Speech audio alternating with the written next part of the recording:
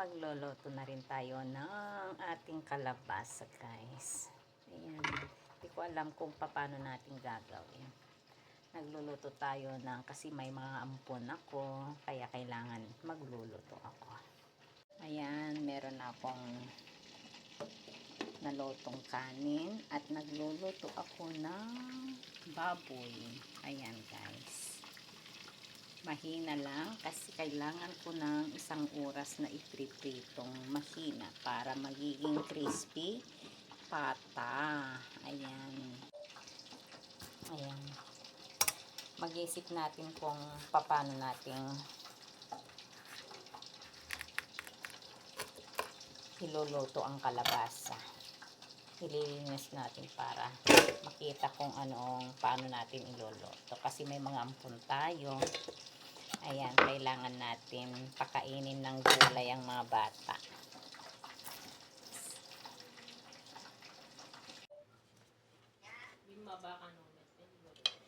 Ililinis tayo ng kalabasa habang tayo ay nakikipag-join sa mga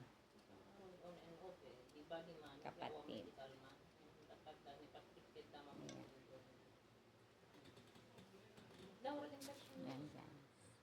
Meron tayong isasahog na maso.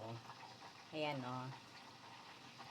Isasahog natin sa yung muscle na gagayatin na natin ito at igigisa lang natin sa maso, guys. And then yung kanyang buto ay inipon natin para i-juice natin mamaya. Titingnan nyo na lang kung paano ko gagawin para mainom natin at hindi siya sayang. Ganun ang ginagawa ko, guys. Ayan. Malapit na rin malutong ating lechon kawali. Ayan siya, oh, diba? Ayan. Yummy. Ayan.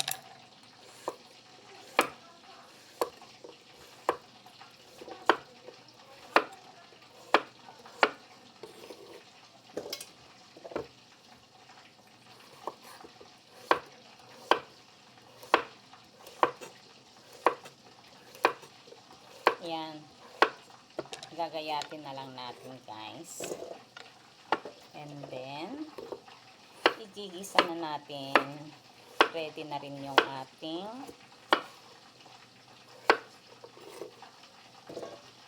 baboy, lechon kawali. Lechon pata yun eh. Ayan. Tapos, meron tayong ibinabad na manok kay Arian. I-air fry natin. Yan. Nakababad pa lang kasi. Maaga pa naman siya. So, inuuna ko lang yung mga ko lang kasi. Yan o. Ayan. Minarinate ko lang, guys. Oh, pakinggan nyo. Oh, crispy na siya. Ayan, nasunog yung hindi naman masyadong sunog. Pero okay na siya. Oh, diba? Sarap ang ating patang kawali. Hahanguin na natin. Wow. Yehey. Oh, diba? Wow. Oh, diba? Lutong-luto na rin siya. Oh, yummy. Maging happy si Alex, guys. Kasi, alam mo na si Alex. Sarap na sarap siya yan. Oh, wow. Oh, diba? Sarap na ang aming ulam. Tapos may kalabasa pa kami. Ayan, luto ng ating air fry na manok. Oh! See? Sang manok, guys. Luto na ba? Oo, luto na ba? Yan, luto na siya. Yummy. Oh, diba? Oops. For some reason, Alexander doesn't like it.